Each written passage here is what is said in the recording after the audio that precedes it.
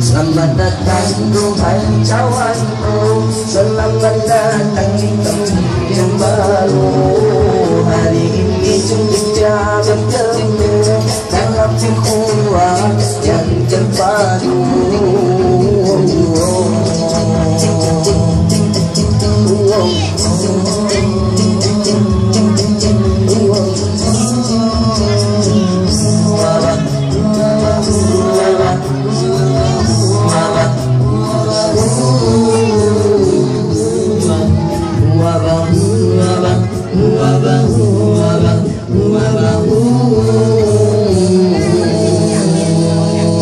Sekian lama kita bersama di dalam berdoa dan ini, semoga kasih bercermin kembali di dalam naungan ilahi. Sekian lama kita bersama di dalam berdoa dan ini, semoga kasih bercermin kembali di dalam naungan ilahi.